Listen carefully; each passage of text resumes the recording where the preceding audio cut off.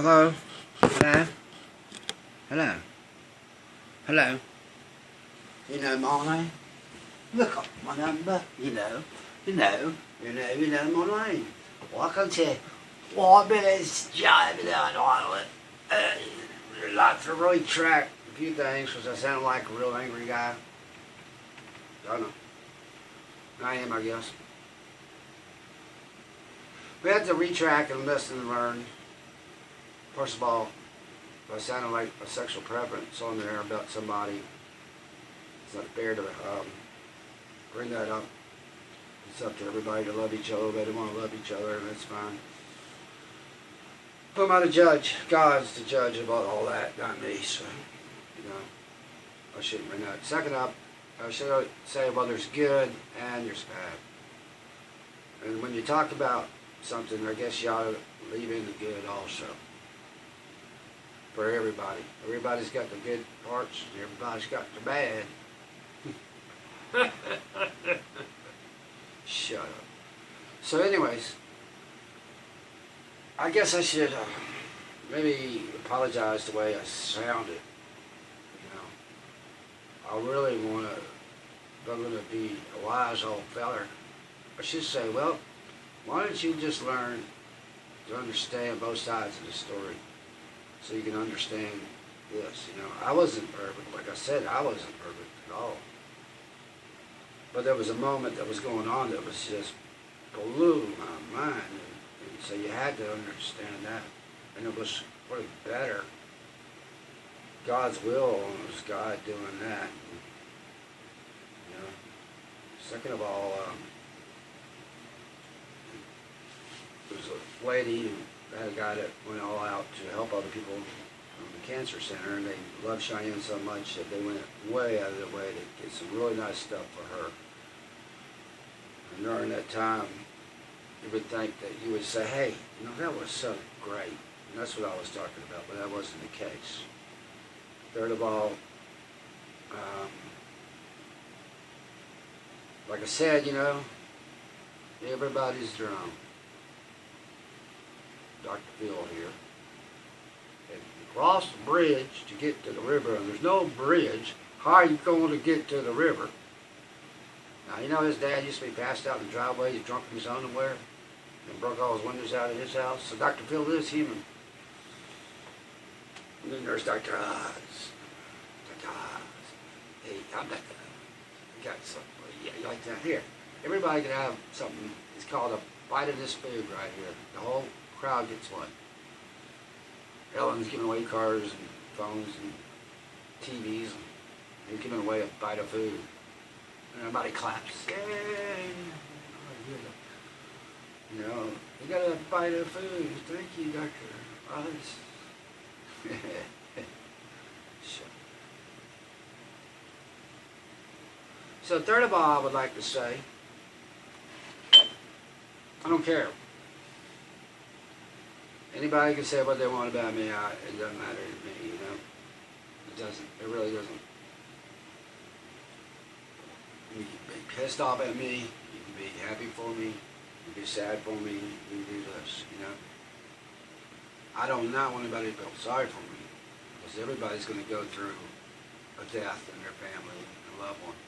Patty and I just went through so many experiences. We fought the school so many times that we finally took kids out. They ruined my kids' education. And Angela didn't do anything. Angela was sweet as could be and always has. She'll go around cussing. She don't act like that attitude. She's just a sweet, good kid, man. She's got such a great heart. And man, she is the perfect aunt. She just does everything with Cheyenne, with drawings and artwork and real good stuff, But the art up there, and it's on the walls over there. And so, there's so much good, you just got to find it. So you find your good. And I guess, like I said, because in a trade that you work in, that you're around everybody that's, men are men. We've got people that have killed people. You work around guys that took his fingers and were like crap in his hands all over the outhouse that we had to use, and that's all we had. Literally took his fingers and worked crap all over the inside of the outhouse. He didn't want to mess. He was so crazy he didn't want to mess with them. You know, they kicked him off the job. And then you had, you know, I had to be a foreman, and I had to run jobs. So I didn't even need some guys sometimes. I had a 5-story apartment building, you know, 54 apartments, 4-inch copper, 8-inch pipe, and 4-inch pump. It wouldn't even fit in the elevator. You know, pressure. You know, you just jackhammered for a week straight, duct tape the jackhammer down, handle down, toss it around. I would use a 65 with a wide blade, and we didn't have a concrete saw back then. So you had to jackhammer 50 feet on one side, 50 feet on the other side, and go in the squares. Then you had to bust it out. Use a long bar. I had a tunnel under sidewalks. The dirt's so hard, your tunneling bar gets a chunk at a time, and I would buy my own shovels, 5 or 6 of them. And so you worked in the dirt, you worked on tractors, you worked on guys that would just, you know, I've gotten arguments with 3 superintendents. I got in arguments with them. They got fired. I said they would get fired. Those guys have made $125,000 a year. You work to perfection, and you work with obsession, and that's why God said, "Okay, you know, that's it for you." So I'm gonna move on from there.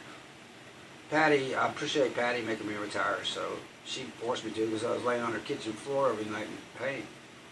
And she down in Urbana and stuff, she would say, "That's it. You're quitting. You're stopping." And I'm like, "We're gonna lose everything." I don't. Well, we'll figure it out. And I thank her for that, because we had the last 8 years together. She was right. She was helping me out of the truck and doing that for me. It was special. We fought this world. We had to fight. School boards, we always had to defend ourselves.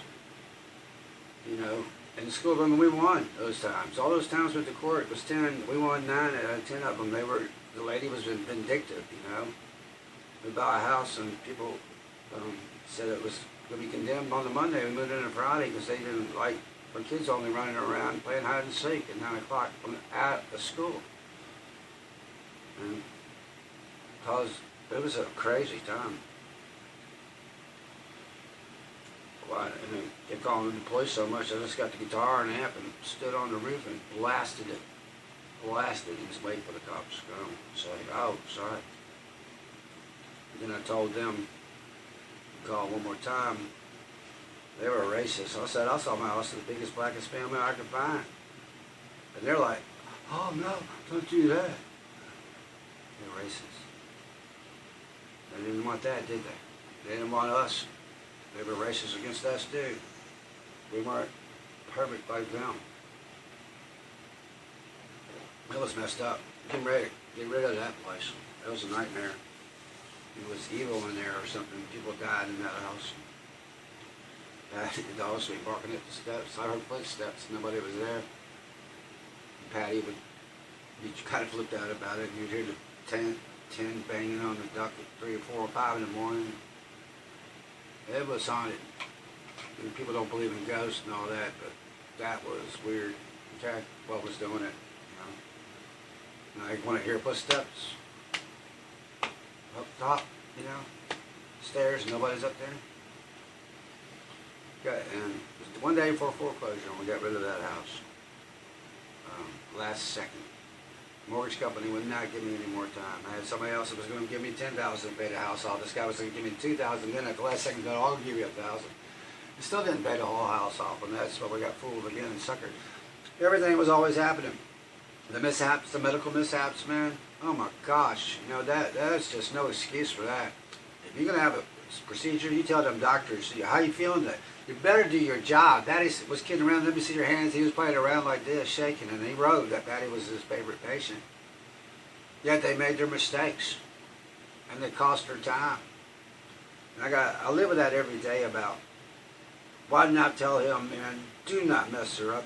What is this stuff you're giving her? What can it do to her?" Oh, she never had done that. You know, never had done that. And that other guy, it'll heal faster. Never healed for 7 months at all, you know. We all know that story. I've written about it plenty of times. So I live with that. I live with the guilt of the love that she had compared to me, I couldn't compare to her, you know. We compared to each other with love, and we were always hand in hand, like I said. That was real special. Always reaching for my hand when we go walking to the store, inside the store. And then I'd switch around all the time because we were left-handed. She was left-handed and I was right-handed. But we still did it, even though we got to a point where we were going to hold hands. I'd have to move around to the other side so we could hold her left and my right. And that was real special for us. And she told me that we didn't have to tell each other we loved each other because we could look at each other's eyes and already know that. How beautiful was that? She said that. My baby over there. And then you have everything going on, and then you're hurt and you're lonely, and then some things happen and you say things, you know, that you don't like, and you want to speak up.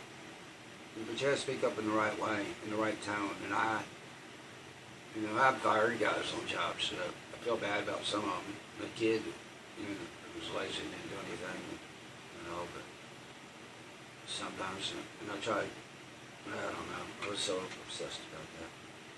So I was, you know, determined to do the best. Not playing music anymore, you know, because of my back, and, you know, quitting doing that, you know, but we still had that special times. I like to be out there playing bass now. I don't think I could handle it. It's hard enough sitting in this chair like this, this straight back chair, and playing guitar without having help. So Wild Billy's Job Hour is really talking about nothing, right? But I don't know. You feel like a loser all your life? You kind of do when all these things happen.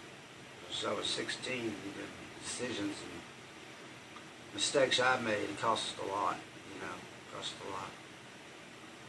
I've been back and forth from Texas 15 times, you know, like I worked 5 years. I lived in Utah, lived in Louisiana. Utah, that's a beautiful place, more country. But you can look at your window and there's the UNO Mountains right there. I worked on the side of a mountain in Wyoming, and I'd dig all day. I could dig all week long. I love the dirt and I love to dig. You know, not anymore, but I used to be obsessed with, okay, I'm going to dig the hell out of this ditch and I'm going to fly through it and I could out dig any sucker there was, and I did. And I can tell you what, I did. But I paid the price for that. So I was on the side of a mountain in Wyoming, home in from Wyoming, and like 9 o'clock, man, you're like this. I mean, this ain't been an hour, you know, on the side of that mountain. So that's why the Broncos have an advantage over teams that come in there, because you have to, your blood don't, it gets thick or something in the higher altitudes and altitudes. It was weird. And it was 2 guys. There was nobody out there in this big old apartment complex, and it was all framed, and nobody was out there, and it was abandoned. And there was 2 guys I was working for, and they ran their copper through the ladder. You know, they were the guys paying me, and they were running their copper through the ladder. You know, they get down, they put the ladder up, and the copper was already soldered in between the ladder rungs. I was like, I gotta work for these guys. And I got in Utah about a job just like that. I got on the phone and called right away. Everybody said, well, take your time to find a job. And I had a job within 3 days of being in Salt Lake City. You know, that's moving up there, meeting everybody, doing this and that. And probably was a weekend, and I had to wait till Monday. And I had a job. Flipped them right out. Well, damn, he don't waste no time. Ex-wife robbed the bank and robbed bought me a brand new $200 leather jacket, and then supposed to pick me up. I had to call her sister and took her home. There's a police report that they sent her for investigating a couple $100, $500 missing from an account. I mean, she was supposed to deposit in the bank. But she went out and bought me a $200 birthday present. Nice USA made black motorcycle jacket. I traded Jimmy for a thinner one. And I had, Jimmy, I got your necklace. I know you want it back, and I'll give it back to you. Jimmy Pelton's been like a brother. He is a brother to us, you know. Jim Rainey, all the Raineys, all those wonderful folks. I don't know why it always has to end up being between me and what's her name? You know, we just, you know, because it didn't grow up for a father. I didn't mean to say he must be the man of the relationship. That was sexist, I guess. And I apologize to that. Anybody else that is sensitive to you know, sexual preferences, I apologize because I don't want to think like I'm a hatred. I sound like I'm hatred because I have this. I've just gotten so serious because things have been so messed up. You know, it used to be so much fun, and it was just fun, and we had fun. We had fun when we were homeless. You know, and I told you about the story. The lady cried. She cried because Patty and I were smiling when there was snow on the ground, and y'all are homeless. I can't believe it. She's hugging us and crying, and Patty and I smiling when them cry. We were okay, you know. We got each other, and we had that old car, even though it didn't have a radio. It's tough to be homeless without a car with no radio. But it was small too. You sleep in it. You had to about at that time, summer would come around. Sit back at that Walmart, boy. And then we go to this park, plug a coffee pot into this nice bathroom they had over at the park at 5:30 in the morning. And then Sundays were the worst because everything was closed, library and stuff was closed, so we go in the library, use the computer and cool off. And we had to. We were doing what we were doing, and Patty, everything fell through, and God blessed us, and she got a job at Martin's and loved that. Then she got stopped and treated bad, and they kept the person that, you know, pushed and shoved her, and she got upset and left there because, and then they wouldn't hire her back, but they kept that person that pushed and shoved her and stalked her in the store and call her names outside, and we just walk on and say, Patty, you're better than that. And Patty said, yeah. She probably didn't let that person get to her. She walked right by him, and that person would try to follow her around the store and, you know, stalking her like she's going to, you know, beat her up. And I'm surprised Patty had steel knuckles, man. A long time ago, she wouldn't have hesitated, you know, but she wasn't there. And it was 2 years, you know.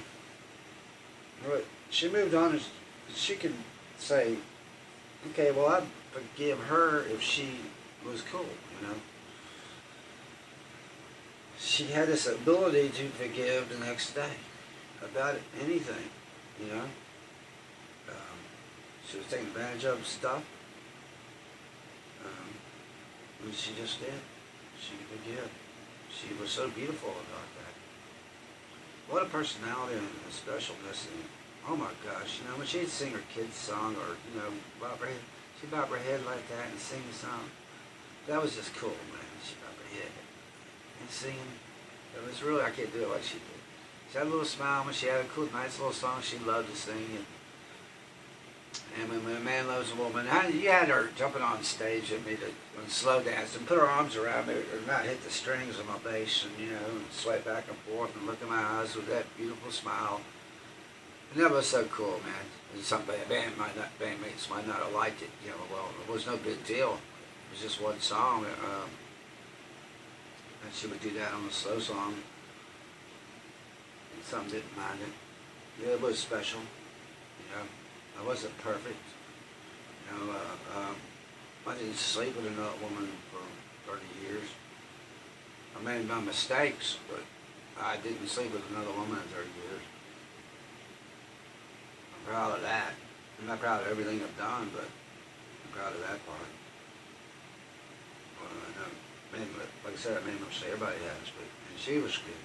Oh, man. And she'd say, hey, you know, so-and-so made a pass at me to be a friend. I hate to tell you this. You know, and I would laugh and say, well, you know, I can't blame him in a way, hon. And I was so appreciative of her honesty, you know, and her dedication and loyalty about that. She, you know, and we just kind of blew him off. And then I said, man, why are you making a play for my old lady, man? You know, that you don't have enough respect for your friendship of us, that you don't think that Patty and I don't talk to each other every day, and you see us together every day, that you can make a play for her, and she's going to jump on your lap. She wasn't that kind of woman. That's what I really admired about her. Boy, you know. But I'll tell you what, you cross the street, you get your ass back up too. She didn't mind that. It was funny when she smacked Dusty. I could hear it in the room with the door closed, you know, and he deserved it. And she smacked the hell out of him, boy. And he knew he deserved it, you know. And everybody knows him in the past. Dusty deserved that from her. But they were cousins, and they got over it. But boy, I heard that. I had the room shut playing the guitar and all the way down the hallway, and they were in the kitchen. Not that Dusty was doing anything to her, it was just the way he was acting and crazy, you know. I hope and pray that he's changing and doing something with his life. God bless him. God bless my granddaughter. You gotta understand, some people just have to understand. Why would you just push to the cliff? I'm talking to nobody. Patty would say that. I'd be on a message on the phone and leaving a message, and she'd say, you know, you've been carrying on a conversation until it beeps, you know. And in the message, you can't have any more time. She said, you talking to, like you're talking to somebody. Like when I'm playing my guitar and all that. She said, who are you talking to? I'm talking to a camera. My dogs don't talk back to me. She can listen, like I said, you know, she's right here, and I talk to her all the time. Well, I don't want to take up all your time, and I'd like to say this wasn't much of a jive. I can't jump for joy, you know. Used to play around and kid around. Daddy would smack me on the back. Damn, she was good. Cooking up stuff, you know. I really am. I lost weight because she couldn't eat, and I was going to eat in front of her. So this is a dedication to her. Also, kind of like an apology. I'm not going to apologize for everything, but I will apologize for a couple of things. And that's the sexual preference I made was not fair. And some things, you know, airing the dirty laundry, it's not dirty laundry, it's just wanting to see my granddaughter and be with her.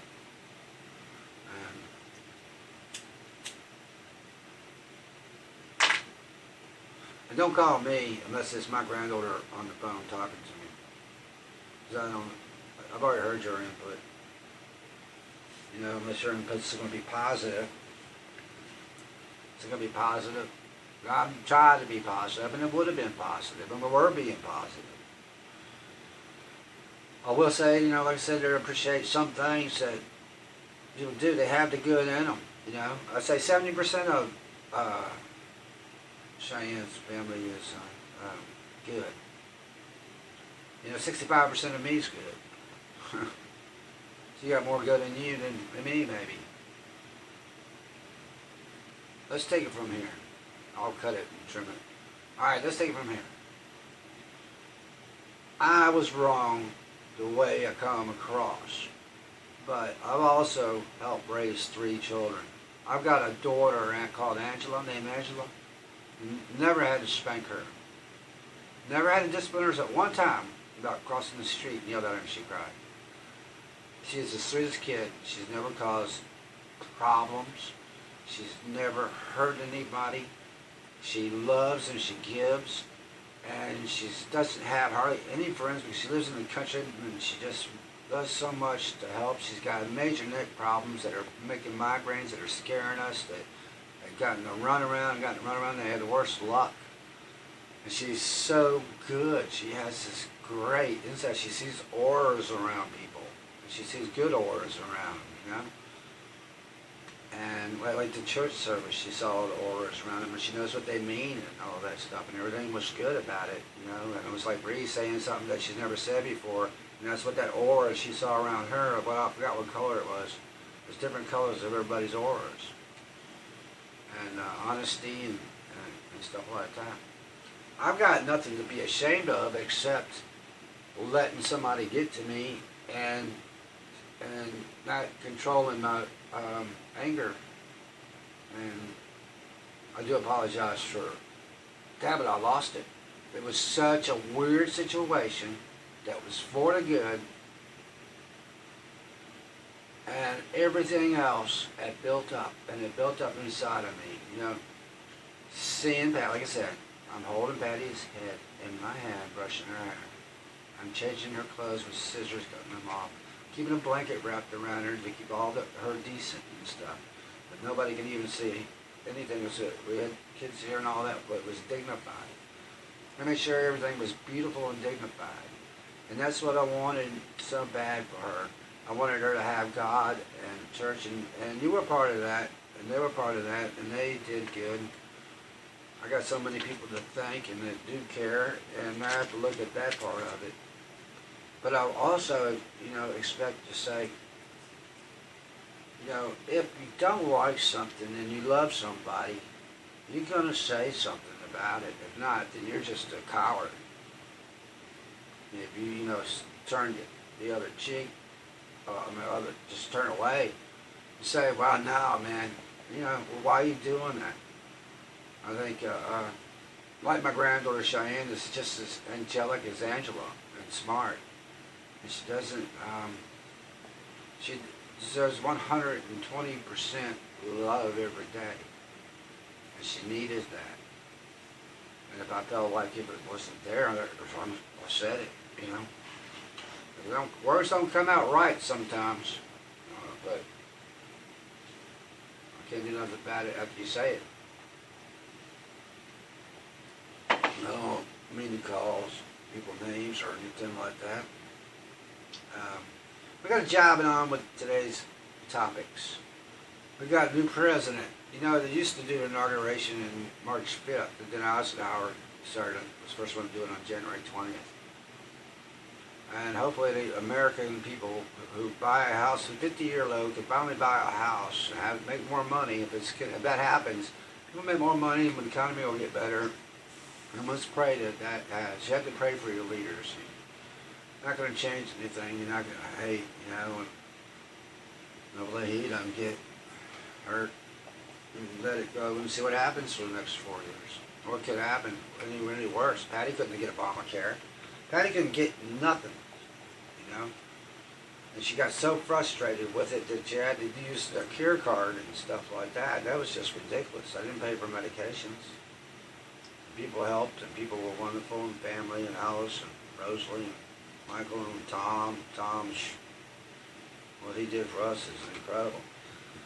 Oh, and Cares and the Rainies. Oh, Jim, everybody's been so kind. Beth had $29, and that was all her money, and she did that.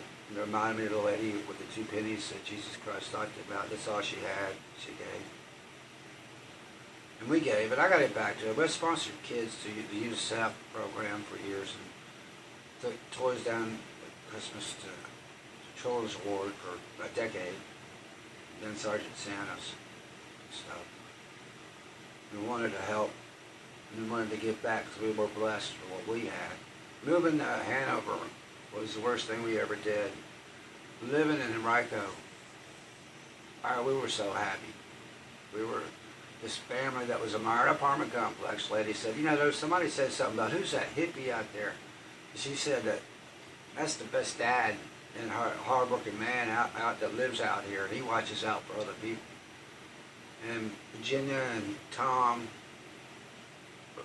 Robusky, what's y'all's last name? Tom. Our buddy Tom ran into him. We've been wondering for years. Could vouch for that. And all of a sudden things went disarray when we moved out there. Schools, fighting schools. I mean, you did win. I've said that before. Look, who are you going to be, and who do you want to be? For me, that's what I wanted to be, was the husband of Patty and my children, follow my children. But I was also kind of a too serious man. I'm a serious guy about things. Maybe it's the frustration that, you worked all your life so hard, you really end up with nothing, And I'm talking about how I went into work with pneumonia. Patty laughed at me on the couch and felt that I was sick. Oh, there ain't nothing wrong with you. And I was going to work with pneumonia, and she was felt bad when she found out I had pneumonia. 3 surgeries and stuff. So, but she was funny in the hernia surgery. I got cut like that down here low. And she about the funniest movie she could rent from Blockbuster, and got the funny. It was funny too, and it hurt. Man, she was laughing because I was hurting and trying to laugh after I had that surgery. And they had stuck the scrotum and all that stuff with a mesh. And cut. I mean, that was old school cuts. It wasn't the little teeny holes that cut my shoulders when they did my shoulder. Which one was it? My left one? One my left one? My Fred hand, yeah. And I ended up having 2. And I think I told the whole Clint's boys, okay. And so I did. And Lee, by the way, was on the job. Remember him? Eric Robinson. Billy Goff and I worked together. Billy Bragg, he had this brand new 33-foot tape. And we have wood floors out there, overly concrete, on upstairs on 3rd and 4th floors. And he shows me that this one, he first came out the 33-foot tapes. And I was like, let me see that. It's really nice. And I, Billy Clark, you son of a bitch. You dirty bastard. You know, that was fun. And then I got Clint to do it later. So he goes to Billy and says, is that a new tape? Yeah. And then Billy said, yeah, he got Clint. It bounced off the wood floor though, so I didn't break it or nothing. I would have bought him another one if it would have done it. Back then we made some money though. Me and Billy, shit, we're making $23, $24 an hour, shit, stuff. So, and I'd work 45 hours a week. I always was allowed the overtime. When they cut out the overtime, I still got overtime. I said, no overtime or nobody. I still got 5, except then they'd stop me later on when the other guys came in the office and started playing the game. But they were right. I needed to take a break from all that. I was hurting too much by then to even be working the 5 hours. But that was 23 plus 350 plus half of that is what? 11.75? No, 11.62 and a half cents. So that was almost $35 an hour, you know. And playing music, see, making money on the gigs, you know, side jobs. And I was doing all that. All of that. I hated doing side jobs when I had to play music during that weekend too. Oh my gosh, working the regular job, and I remember jackhammering for the whole weekend, and my hands were like this from jackhammering the whole weekend. And I'd have to play the bass, you know, and my hands are like still like this, and, you know. It's like loosen them up, a couple of shots of whiskey or something, and then play that great with it, you know, play. But that was fun. And we loved having fun. That was part of it. Daddy and I danced. Even when I wasn't playing, we'd go dancing and stuff. And our mom would watch the kids when they were little, and she loved watching the kids, so it wasn't no big deal. And we'd get them at 8 o'clock in the morning, 9 o'clock in the morning. You come home at 3 in the morning, we'd still get the kids at 9. I do want to say that, you know, about when people are young, they do make their mistakes. I made mine. Boy, I made some big ones. I made terrible ones, you know, and it cost me more than anybody knows. I really messed that up. But their lives were better off anyways, you know. They had so much more. They got a great dad, and those people were really good, you know. I don't mean to bring that up that way. There was just things, you know, getting married young, being young, and still making mistakes. So I have to say, those mistakes were just being young. And we were glad to be there for Cheyenne and have that time. Her and Patty Patty loved her grandma so much, when she died, she tried to overdose. She did overdose. They pumped her stomach. That's how much she loved her grandma. Oh, and I just believe that,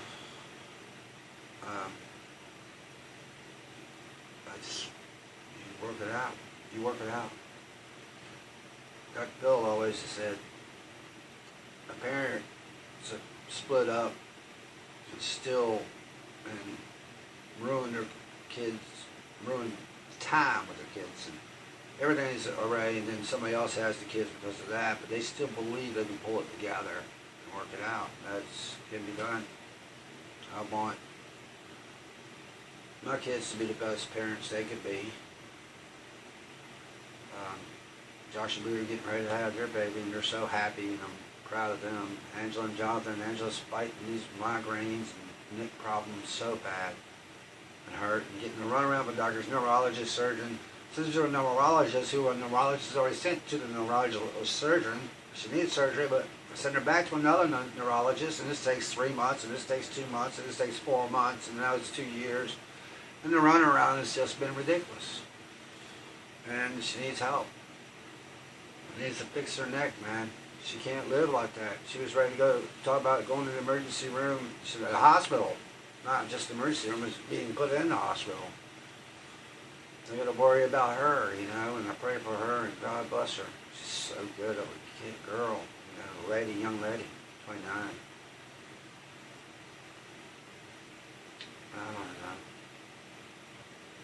You want to, there's a loneliness about this, but you don't want anything else. You know, you want to stay here. Your time is your time. And my time is, you know, yes, all I wanted to do is spend time with my granddaughter and have some fun with her. You know, she was cool. She'd be calling me Pops sometimes. She'd say, Grandpops, you know, or Papa and Papa Pops. Papa Pops. And it was just real special. We'd walk and we played and did things. And she would actually even help my back when it started hurting. We were playing. She would actually run and get the ball for me if she missed throwing to me. You know, she's so sweet that she could see I was having a hard time picking up the ball, that she would run over there and get it for me and then play. And she was getting really good at it. You know, and then this last summer, where I really didn't see her that much of all the summers that we did, we spent so much time with her, and it was a real blessing. Patty made the best omelets in the world. I miss that so much. I'd love to have one of her omelets. I'm gonna make me some eggs anyways. Alright, know that God loves you, and God forgive me the way I act sometimes. Oh gosh, he's sitting on these stupid chairs, man.